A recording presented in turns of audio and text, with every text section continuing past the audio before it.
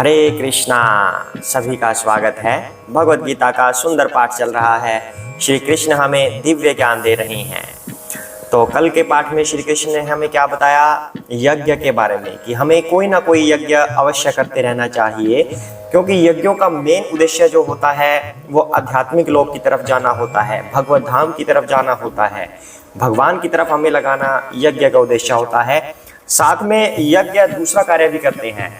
यज्ञ हमें भौतिक लाभ भी प्रदान करते हैं।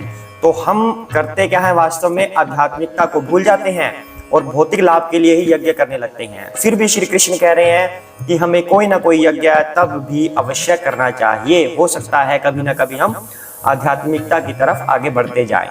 तो फिर भगवान कह रहे हैं उसके बाद कि यज्ञ से, कौन सा यज्ञ, कर्म यज्ञ से या द्रव्य यज्ञ से ज्ञान यज्ञ श्रेष्ठ है। कि हम सिर्फ भौतिक लाभ के लिए जो ओम भूर्भुवः स्वाहा स्वाहा ये वाला यज्ञ करते हैं ना, इससे ज्यादा अच्छा है ज्ञान यज्ञ, कि जिस यज्ञ का अंत ज्ञान में हो तब वह सफल माना जाता है। तो अब ये ज्ञान हमें कहां से मिलेगा, मतलब श्री कृष्ण ज्ञान लेने पर बल दे रहे हैं, सिर्फ द्रव्य की बजाय ज्ञान लेने पर बल देते हैं। तो अब ज्ञान कहां से मिलेगा ये श्री कृष्ण अब आने वाले श्लोक में बताएंगे। उससे पहले अब हम श्री कृष्ण की और गुरु महाराज की वंदना कर लेते हैं, ताकि उनका आशीर्वाद हमें मिले और हम सही से पाठ को कर पाएं और समझ पाएं। हरे कृष्णा। ओम ज्ञानतिमिरान्धस्य ज्ञानाञ्जनशलाकया चक्षुरुन्मीलितं येन तस्मै श्री गुरुवे नमः। श्री कृष्ण चैतन्य प्रभु नित्यानंद श्री अद्वैत गदाधर श्रीवासादि गौर भक्त वृंदा। हरे कृष्णा कृष्णा कृष्णा हरे हरे, हरे राम राम राम हरे हरे, हरे कृष्णा। तो आइए पाठ को आगे बढ़ाते हैं। श्री कृष्ण अब बताएंगे हमें कि हमें ज्ञान कैसे लेना चाहिए। हरे कृष्णा। तद्विधि प्रणिपातेन परिप्रश्नेन सेवया उपदेक्ष्यन्ति ते ज्ञानम ज्ञानिनः तत्वदर्शिनः। हरे कृष्णा। तुम गुरु के पास जाकर सत्य को जानने का प्रयास करो, उनसे विनीत होकर जिज्ञासा करो और उनकी सेवा करो।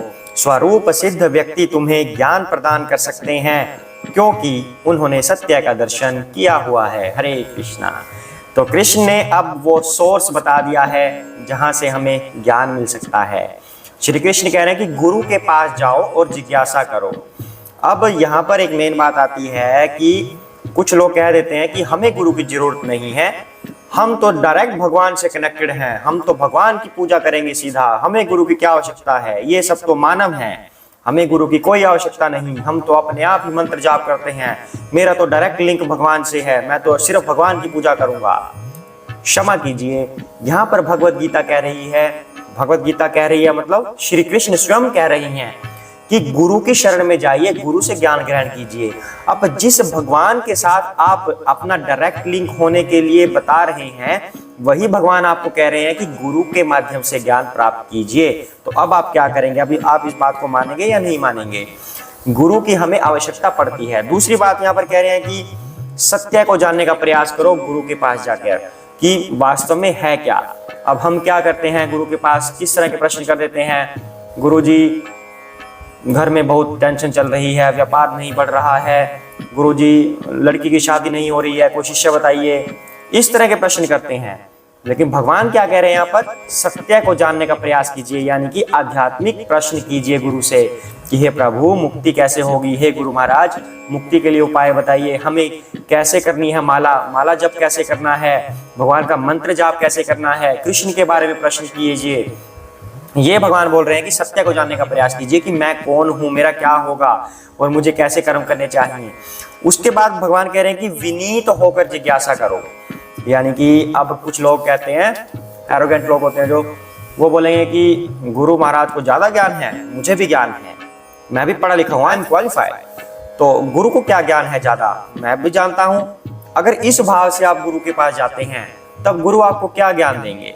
गुरु यही सोचेंगे ना, या यही बोलेंगे आपको कि ठीक है आपको तो सारा ज्ञान है, अब मैं आपको क्या दे सकता हूँ भला, तो आप उनसे कुछ भी लर्न नहीं कर पाएंगे। उनसे अत्यंत विनम्र भाव में जाइए, चाहे आप भौतिक रूप से कितने ही बड़े क्यों ना हो, लेकिन अगर आपको शिक्षा ग्रहण करनी है, गुरु से ज्ञान ग्रहण करना है, तो अत्यंत विनम्र भाव से जाइए, हाथ जोड़कर, मस्तक नवाकर कि हे गुरु महाराज, मैं आपकी शरण में आया हूँ, कृपया मेरी समस्याओं का हल कीजिए। मेरे जो कुछ प्रश्न हैं, आध्यात्मिक वाले जो प्रश्न हैं, उनका मुझे उत्तर दीजिए। साथ में अब भगवान यहाँ पर कह रहे हैं, ये नहीं कि प्रश्नों के उत्तर मिल गए, गुरु महाराज ने चलो प्रश्नों के उत्तर दे दिए और आप चल पड़े। नो, एक कार्य और शेष बचता है, गुरु की सेवा करना। अब कुछ लोग कहते हैं कि ये मानव ही तो है, मैं इनकी सेवा क्यों करूं? ठीक है, भले ही इन्होंने मेरे प्रश्न के उत्तर दिए हैं, क्या प्रूफ है कि ये प्रश्नों के उत्तर सही हैं? मैं नहीं इनकी सेवा करता, तो आप गुरु से कुछ सीख भी नहीं पाएंगे। जो आपने ज्ञान प्राप्त किया है अभी, आप उसको अमल में नहीं ला पाएंगे, आप उसका लाभ नहीं उठा पाएंगे गुरु की सेवा किए बिना।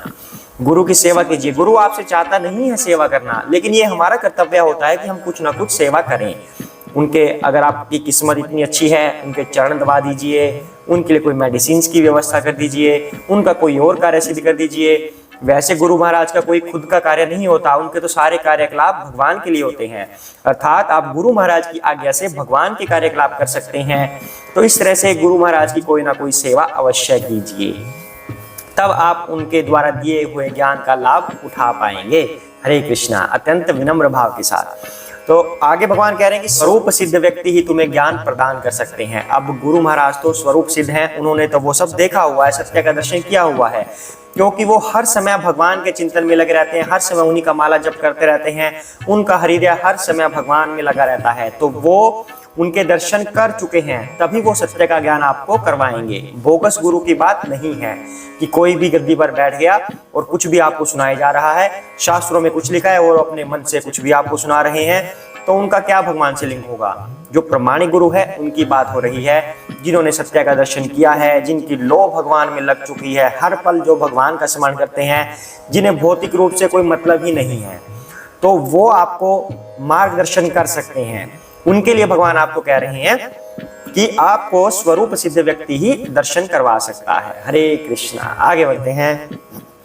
यज्ञात्वा न पुनः मोहम एवं यास्यसि पांडव येन भूतानि अशेषेण द्रक्ष्यसि आत्मानि यथो मयि। हरे कृष्णा।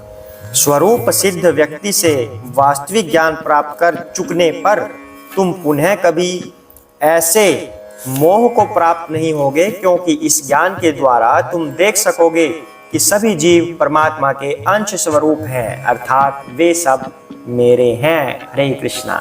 अब गुरु से आपने ज्ञान ले लिया कि मैं कौन हूँ, मैं आत्मा हूँ, मुझे ये शरीर मिला हुआ है, ये शरीर नष्ट हो जाएगा, आत्मा कभी नष्ट नहीं होगी, मैं भगवान का अंश हूँ, इस तरह का आपको ज्ञान मिल गया। अब यहाँ पर एक बात ध्यान देने की योग्य है कि हम भगवान के अंश हैं, हम स्वयं भगवान नहीं है कि भगवान के किसी अंग से कुछ टूटकर और हमारे रूप में कन्वर्ट हो गया तो हम भगवान हो गए। We are sample of God, हम भगवान के सैंपल्स हैं कुछ? नो, भगवान के अंश हैं। अब अंश का क्या मतलब हुआ? भगवान की शक्ति के अंश हैं हम।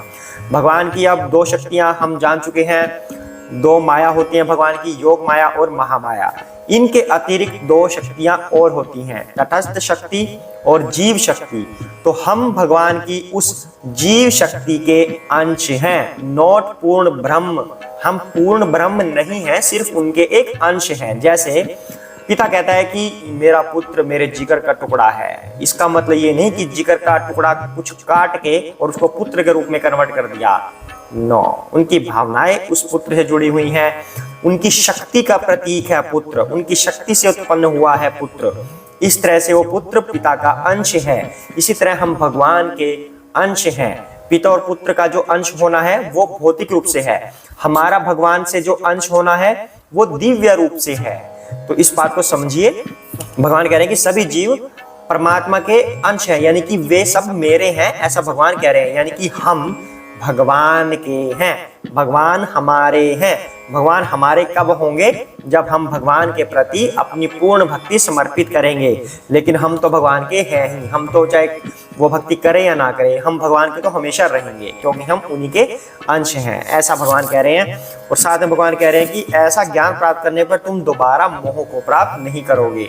अगर प्रमाणिक गुरु से हम शिक्षा ग्रहण कर लेते हैं एक बार, तो मोह दोबारा हमारे ऊपर हावी नहीं हो पाएगा, क्योंकि मोह को भी पता है कि प्रमाणिक गुरु इनके साथ हैं तो ये मुझे नष्ट कर देंगे, तो फायदा क्या है इनके पास जाने का, दूर ही रहिए। तो तुम्हें कभी इस तरह का कोई डाउट नहीं आएगा, भगवान के बारे में कभी संदेह नहीं होगा। तुम हमेशा यही जानोगे कि हम भगवान के अंश हैं, भगवान के हम बच्चे हैं।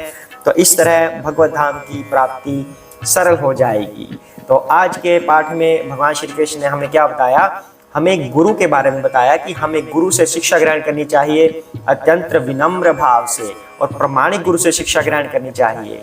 तो आज के लिए इतना ही करते हैं, सभी साथ में बोलेंगे जय श्री कृष्ण चैतन्य प्रभु नित्यानंद श्री अद्वैत गदाधर श्री वसादि गौर भक्त वृंदा। हरे कृष्ण कृष्ण कृष्ण हरे हरे, हरे राम राम राम हरे हरे, हरे कृष्णा।